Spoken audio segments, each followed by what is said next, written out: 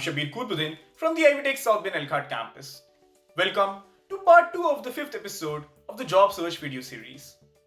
Make sure to check out part 1 of this episode because we will be using certain concepts that have been explained in the previous episode. We feel satisfied when we successfully answer an interview question, but the feeling alters promptly as we are waiting to hear the next question. We are wondering if we'll have an answer for the question. If we do, will we answer it correctly? If it's correct, is it good enough? To make sure we know the answer and present it effectively, we'll have to be well prepared by knowing all types of interview questions. There are 3 categories of questions that we will cover today. First, general or phone interview questions. Second, behavioral or situational questions. And third, questions to ask the interviewer. As we mentioned in our previous episode, a phone call from an interviewer can sometimes turn out to be an impromptu interview. So, you need to be aware of the questions coming your way. You can expect the following questions during the phone interview or during the initial phase of the main interview. First, tell me a little bit about yourself. Second, what do you know about our organization or why do you want to work for our organization? Third, what do you know about the position or why do you think you're a good fit for the role? Fourth, tell me about your strengths and weaknesses. Fifth, where do you see yourself 5 years from now? Sixth, what are your short-term and long-term goals? Seventh, tell me about your current or most recent job. Eighth, when are you graduating? Ninth, why are you leaving your current job or why did you leave your previous job? 10th, when are you available to start? 11th, are you interviewing with other companies? 12th, are you willing to relocate? 13th, what are your salary expectations? And 14th, do you have any questions for me? Now the answers for most of these questions are straightforward, but there are some questions we should focus on. For question 1, I would suggest you use your elevator pitch to answer the question. For questions 2 and 3, utilize the company website, Glassdoor, job description, and your resume to show a good person job and person organization fit. For question 4, remember 2 strengths and 2 weaknesses. Ensure that you don't make your weaknesses look like strengths indirectly. None of us are perfect, we all have weaknesses. So try your best to find out where you lag. Talk about the weaknesses that doesn't make a drastic impact on your work and mention the steps you're taking to minimize your weaknesses. For question 5 and 6, do some research on the career pathway you are pursuing and plan things that you can achieve in the short and long term. For question 9, be honest regarding the reason for leaving your current job. If it was a layoff, let the interviewer know the reason for the layoffs. If it was a voluntary resignation, let the interviewer know the specific reason. You might be looking for a better opportunity, or you probably didn't find your previous role a good fit. Try to not put your supervisor or co-workers in a bad light if the resignation was a result of a conflict or an uncomfortable work environment. For question 11, let them know if you're doing interviews with other companies, but you don't have to share the name of the companies. For question 13, convey your salary expectations in form of a range rather than an exact figure. This way, you're avoiding getting underpaid and you're showing the employer that you're flexible in case the employer has a salary threshold. You can create a range after doing your research on salary estimation websites and negotiate the exact figure once you have a job offer. The most important questions that decides the outcome of an interview are behavioral and situational questions. These questions are configured by presenting a situation to see how you handled it in the past or how you would handle it in the future. Since there are hundreds of behavioral or situational questions, you cannot realistically prepare for every question.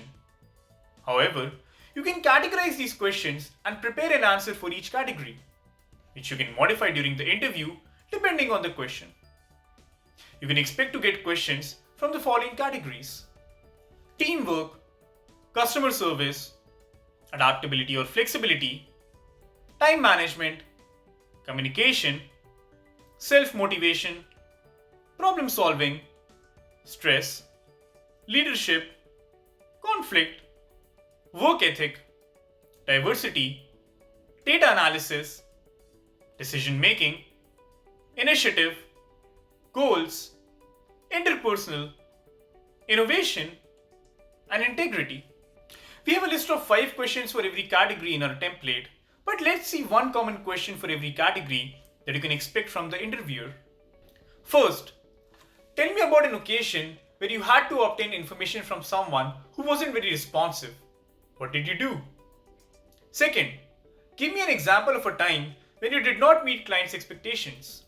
What happened thereafter, and were you able to resolve the situation? Third, describe a period when your team or the company was undergoing some change. How did the change affected you, and what did you do to adjust to it? Fourth, tell me about a period when your assignments got overwhelming. What did you do to overcome it? Fifth, describe a period when you had to convey something technical to your team. What did you do to make sure everyone was able to understand you? Sixth, tell me about an occasion when you were discontented with work. What did you do to make it better? Seventh, give me an example of a time when you used logic to solve a problem. 8. Describe a decision you made that was unpopular and how did you carry it out? 9th, describe an instance when you led by example. 10th, tell me about a team project in which you had to work with a difficult person. 11th, tell me about a time that you went above and beyond to get things done. 12th, have you worked with people from diverse cultural backgrounds? What did you learn from them?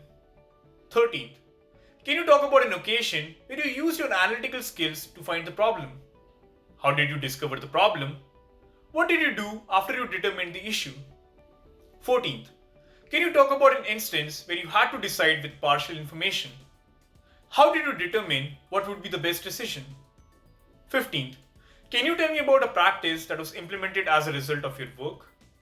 16th, can you talk about a career goal you established? Did you reach it? What hurdles did you confront? 17.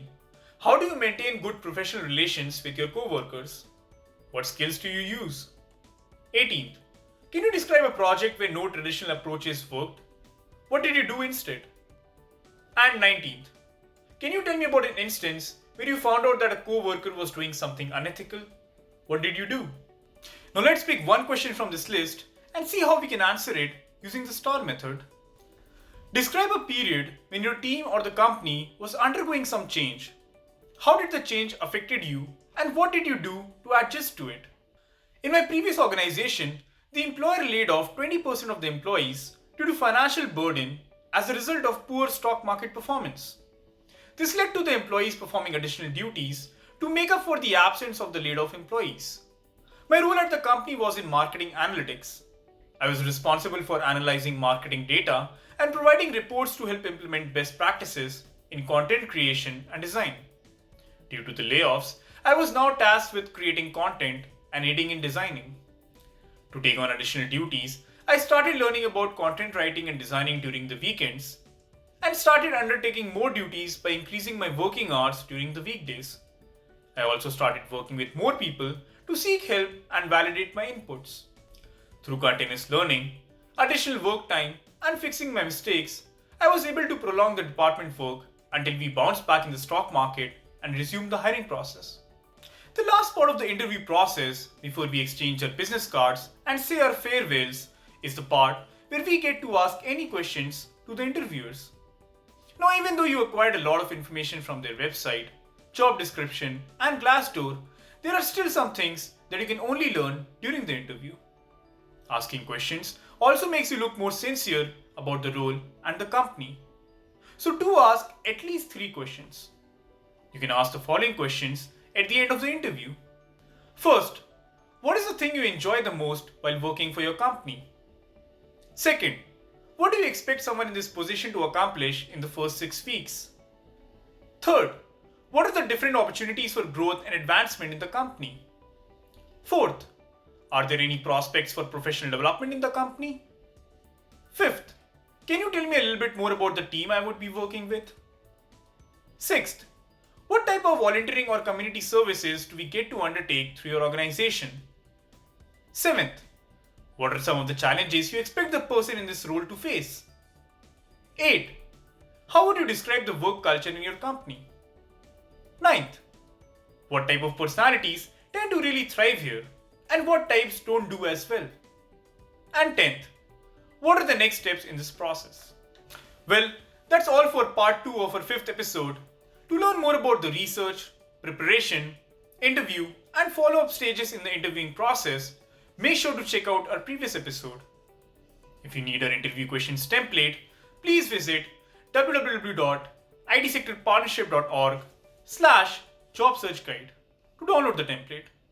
If you're looking to pursue courses, certifications, or degrees in any area, Ivy Tech Community College is adapting to this pandemic to offer you the best education virtually and hopefully in person soon.